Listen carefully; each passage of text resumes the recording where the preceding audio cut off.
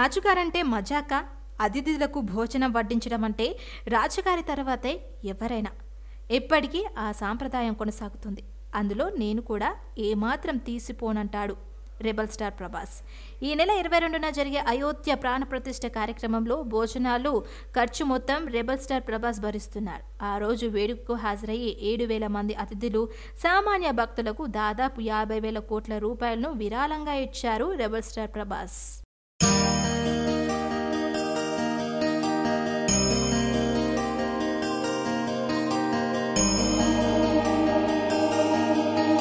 ఆతిథ్యం, అన్నదానం కోసం ఎక్కడ ప్రస్తావన వచ్చినా మనం ముందుగా మాట్లాడుకునేది హీరో ప్రభాస్ గురించి.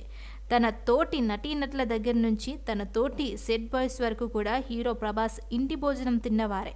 తన ఇంటికి వచ్చిన అతిథులకు భోజనం పెట్టకుండా పంపించారు హీరో ప్రభాస్.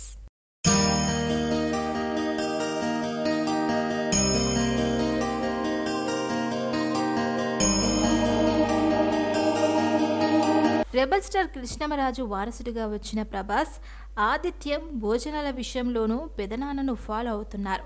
హీరో ప్రభాస్ కోట్ల మంది ప్రజలు అయోధ్య రామ మందిరం కోసం ఎప్పుడెప్పుడా అని ఎదురు చూస్తున్న రోజు రానే వచ్చింది.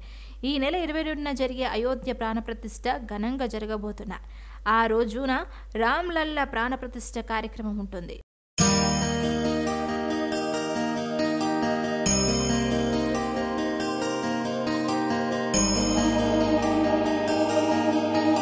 అయోధ్య రామమందిరంలో ప్రాణప్రతిష్ఠ చూసేందుకు దేశ నలుమూలల నుండి, ఇతర దేశాల నుండి కోట్ల మంది భక్తులు వస్తున్నారు. వాళ్ళందరికీ ఉచితంగా భోజనాల ఖర్చును రెబల్ స్టార్ ప్రభాస్ భరిస్తున్నారు. ఆ ఒక్కరోజు అన్నదానం ఖర్చు దాదాపు 50,000 కోట్ల రూపాయలు అవుతున్నాయి.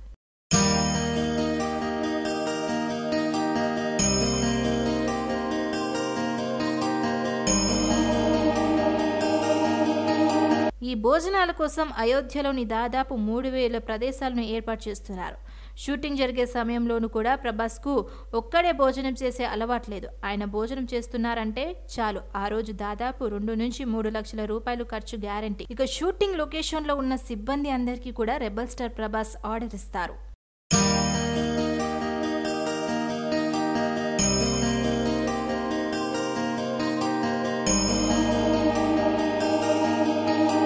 ప్రభాస్ భోజనంలో ఎన్ని రకాల ఫుడ్ ఐటమ్స్ ఉంటాయో మిగతా సిబ్బంది ప్లేట్లో కూడా అంతే ఉండాల్సిందే.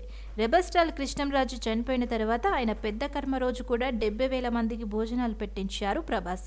ఇప్పుడు అయోధ్యలోనూ 50,000 కోట్ల రూపాయలు ఖర్చు పెట్టి అన్నదానం చేస్తూ మరోసారి వార్తల్లోకి ఎక్కారు రెబల్ స్టార్ ప్రభాస్.